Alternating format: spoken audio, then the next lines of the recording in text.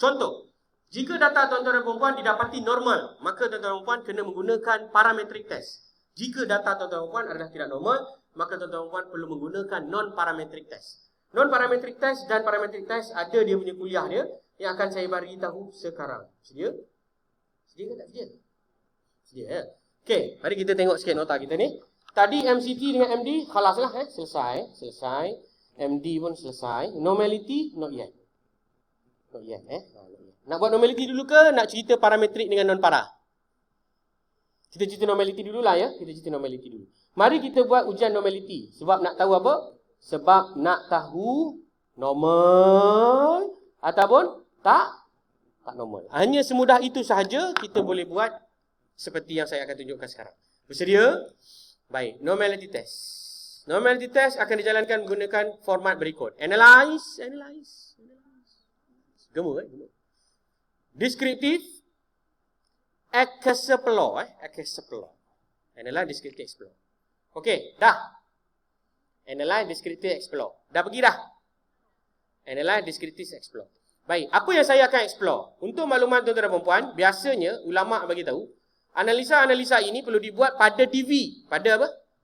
DV ya, DV. DV saya ada depression, anxiety dan stress. Untuk makluman, saya tak ajar dua dalam kelas ni pada waktu sekarang ni yang dipanggil sebagai transformation dan juga recode. Saya ajar kemudian petang sikit lewat petang sebab itu adalah pembelajaran tambahan. Macam mana kita nak mengolah data. Sebab nanti takut tak sempat Saya ajar basic-basic dulu. Baik. Pertama kita masukkan depression, kedua anxiety dan ketiga stress ke dalam dependent list. Dah masuk kan? Bagus. Kemudian kita tekan butang statistics. Dah tekan dah? Bagus. Anda boleh pilih M estimator dengan outlier. Kemudian anda tekan butang continue. Saya ulang lagi sekali ya. Anda pergi kepada analyze, descriptive, explore. Masukkan variable DV yang anda mahu uji. Dari segi data ini bertaburan normal ataupun tidak normal. Maka next anda akan pergi kepada statistics. Anda akan pergi kepada M estimator dan outlier. Dah sudah? Bagus, tekan continue. Kemudian kita pergi kepada plots. Yang ini dipanggil radio button. After you click the statistical radio buttons over here, you are going to click the M estimator and outlier. And then after that you click continue button. And then after that you go to the radio button named as the plots. And then you click for histogram and normality plot with test. Dah? Ini dua Histogram dan normality plot with test. Okay? Lepas tu continue. Okay, tadi statistik, M estimator, outlier kan? Plots, ambil dua ni. Histogram dan normality plot with test. Kemudian tekan continue dan macam biasa, anda boleh tekan OK. Tapi saya tidak akan tekan OK sebab saya nak menghasilkan syntax untuk saya serahkan kepada anda untuk buat analisis kemudian. Maknanya kalau anda buat data sendiri nanti, pada kamu punya kajian sendiri, kamu ubah pada nama variable ni tau. Contoh kalau kamu buat degree ke master kan, awak pakai je yang saya punya syntax ni, awak boleh analyze data kamu. Kalau kamu habis collect data semalam, esok dah boleh siap data analisis, lusa dapat master. Macam tu. Senang kan? InsyaAllah ya. Baik, dah siap, highlight dan tekan Ctrl R ataupun Command R dan dia akan buat analisis yang berkaitan dengan normality. So seperti mana yang saya terangkan tadi, normality test terdapat dua approach dalam nak membuat normality test. Pertama adalah kaedah grafik. Yang kedua adalah kaedah apa? Statistik ke Stardust? Statistik ataupun kita ada yang kedua adalah grafik. Ada dua. Grafik ataupun statistik. So statistik ni ada 4 lah. Sekejap lagi kita akan tengok dan interpret accordingly. Selesai. Baik, inilah output yang dikeluarkan. Dapat ke tak dapat? Halas! Maknanya itu je. Cuma bila anda dapat, anda kena tahu bagaimana kita nak membuat interpretasi. Okey? So mari kita belajar membuat interpretasi. Baik, pertama kita tengok kepada data depression. Di bawah ini adalah deskriptif statistik yang diberikan, mean, mode, median apa semua. Kemudian di bawah ini kita ada skewness dan kurtosis. Nampak tak? Dia ada tulis perkataan skewness dan juga kurtosis. Anda nampak ya? Kemudian di bawah ini kita ada yang dipanggil sebagai M estimator outlier. Dekat bawah ni kita ada yang dipanggil sebagai Kolmogorov-Smirnov dengan Shapiro-Wilks. So inilah 4 yang saya katakan tadi. Skewness, kurtosis, Kolmogorov-Smirnov dan juga Shapiro-Wilks. Okay.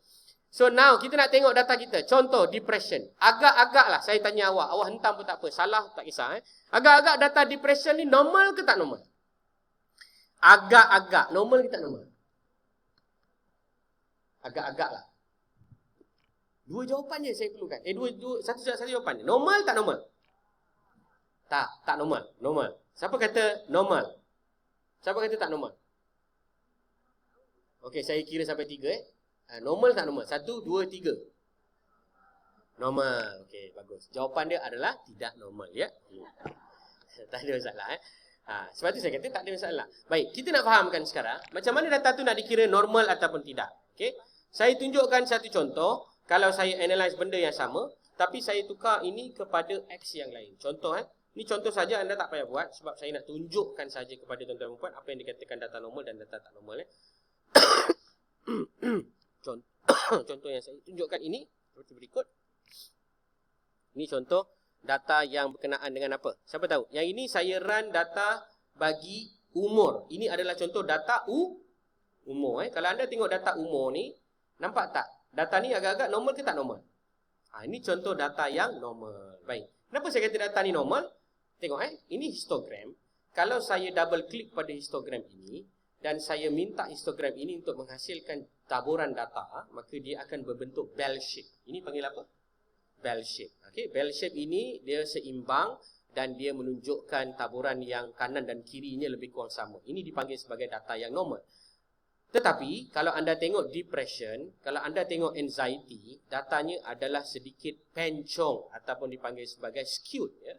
Bila dia skewed, maka data ini boleh dikatakan tidak normal. Faham tak? Ini contoh data normal ataupun tidak. Baik, soalan saya tadi, macam mana nak tahu data ini normal ataupun tidak, ya tuan-tuan dan puan? Ada beberapa cara. Cara yang pertama, dengar baik-baik, ini cara nak membuat interpretasi. Lihat kepada skewness. Dah lihat dah? Lihat. Dah lihat dah? Lihat tu maksudnya tengok je lah skewness. Dah lihat dah? Dan ambil standard error skewness, kalikan dengan 2. Ambil standard error skewness, kalikan dengan 2. 0.309 kali 2. Agak-agak dapat berapa bila darab? 0.6 something ke 0.7 something. Betul tak? 0.618. Ya. 0.618 lebih besar ke ataupun lebih kecil daripada nilai statistical skewness? Lebih kecil, maka data tak normal. Itu cara. Lagi sekali, standard error skewness kali 2 lebih besar daripada statistical skewness, maka data tak normal. Kurang daripada statistical skewness, maka data tak normal. Tengok 0.309 kalikan dengan 2, 0.618. 0.6 dengan 1.6, siapa lebih besar? Statistical skewness lagi besar, maka data ini tidak normal. Okey, kita tengok contoh yang kedua, yang awak tak buat tapi saya buat untuk memberikan gambaran kepada anda tentang data itu normal tak normal. Tengok 0.309 kali 2 dapat berapa? 0.618. Betul tak? Lebih besar ke kurang daripada 0.4? Jangan tengok negatif positif, just tengok value je. Lebih besar daripada. Normal tak normal? Pandai. Khalas. Apa dia? Khalas, ya. Maka itu cara nak membuat interpretasi bagi data analisis yang berkaitan dengan data yang saya tunjukkan tadi. So, bila data ini kita tahu data yang tidak normal, maka boleh tak kita nak gunakan mean? Boleh ke tak? Jawapan dia 2 je. Boleh ke tak boleh? Jawapan dia boleh dan salah lah. Kalau kata boleh tu, dia kena jawab tak boleh. Sebab saya dah bagi tahu tadi, jika data tuan-tuan dan puan-puan tidak normal, maka tuan-tuan dan puan-puan tak boleh ambil penengah dia mean. Mean standard deviation ni untuk data yang andai. Saya ulang lagi sekali. Dia ada dia punya konsep. Data normal, anda boleh pakai penengah. Penengah ni dia punya measurement of central tendency dia. Data normal adalah mean.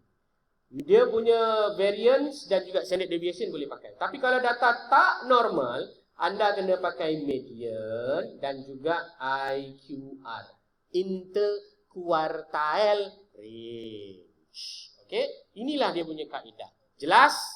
So, bila kita pakai data tak normal, maka data kita adalah salah. Bukan salah. Dia tidak beberapa comel lah ataupun cantik. Maksudnya data ni just tak normal lah. Data ni tak bertaburan secara normal. Ada soalan tak? Boleh tanya?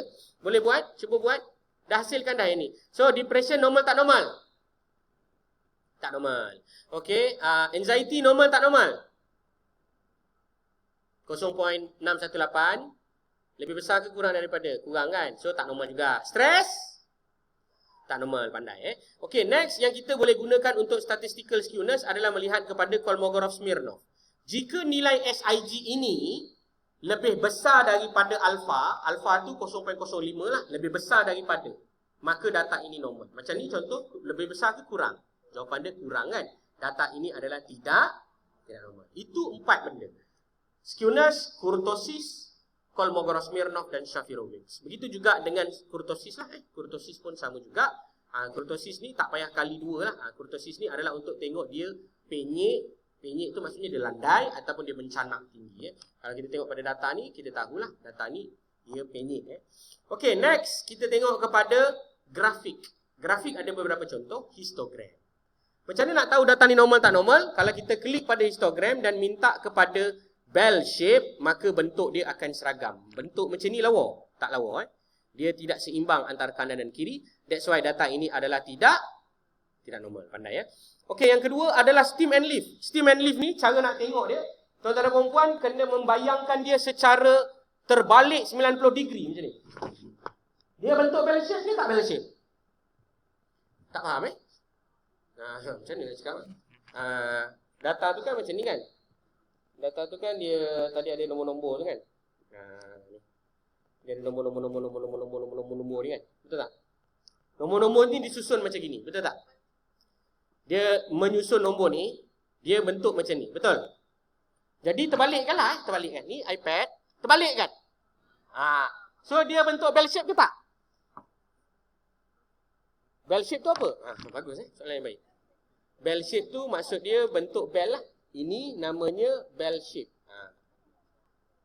Bell shape bentuk apa Dia bell shape ke tak bell shape? Tak.